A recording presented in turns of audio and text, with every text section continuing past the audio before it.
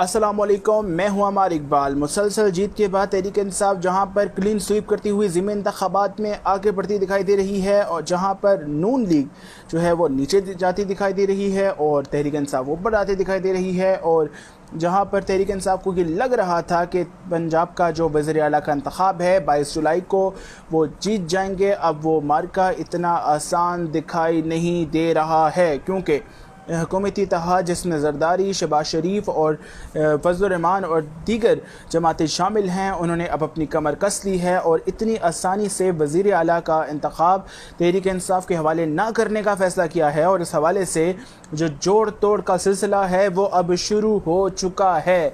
پنجاب کے وزیر اعلیٰ کے انتخاب کے لیے فواد چودھری نے کل پریس کانفرنس کرتے ہوئے ایک الزام لگایا ہے اتحادی جماعتوں کے اوپر کہ زرداری صاحب اور جو دیگر قائدین ہیں ان کے جو لوگ ہیں وہ ہمارے ایم پی ایس کو خرید رہے ہیں۔ کل 40 کروڑ روپے لے کر ہم ان کا ایک ایم پی اے یعنی کہ تحریک انصاف کا ایم پی اے جو ہے وہ ترکی پہنچ چکا ہے۔ یہ ایک بڑا الزام ہے، اور اس کے علاوہ جو حکومتی اتحاد ہے وہ اپوزیشن یعنی کہ تحریک انصاف پہ الزام لگا رہی ہے کہ انہوں نے ان کے ایک ممبر کو 10 کروڑ روپے سرزمین سعودیہ عرب کے اوپر آفر کیے کہ وہ ان کو ووٹ نہ ڈالیں، اور اس حوالے سے جوڑ توڑ کا سلسلہ جاری ہے، اور یہ اہمیت اختیار کر گیا ہے کل کا جو 22 جولائی کا الیکشن ہے وزیر اعلیٰ پنجاب کا، کیونکہ اگر نون لیگ یہ الیکشن ہار جاتی ہے تو پھر وفاق میں شہباز شریف کا ٹھہرنا ناممکن نظر آتا ہے۔ اور دوسری بات یہ ہے کہ پرویز الہی جو کہ امیدوار ہیں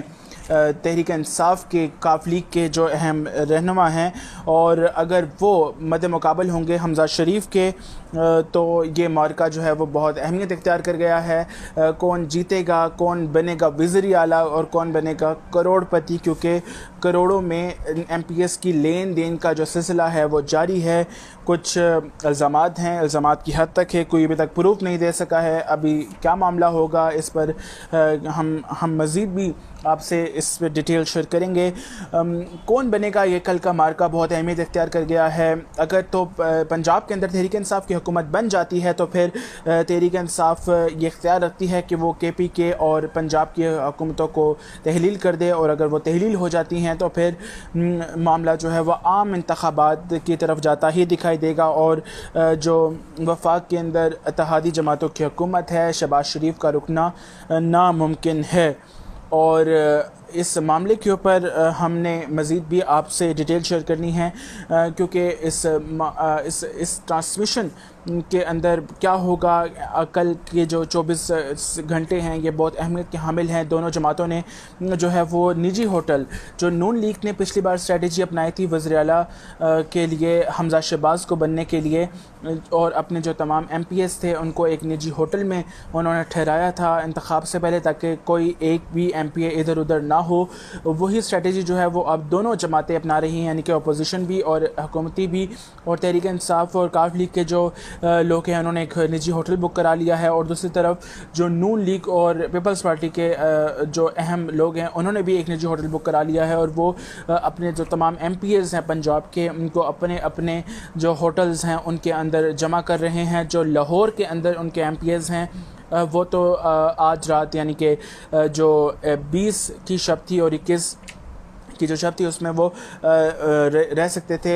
لیکن جو آؤٹ سائڈر تھے لاہور سے باہر کے جو لوگ ایم پی ایز ہیں ان کو اس ہوٹل میں قیام کرنے کا کہا گیا ہے، اور آج یعنی کہ 21 کی رات کو اور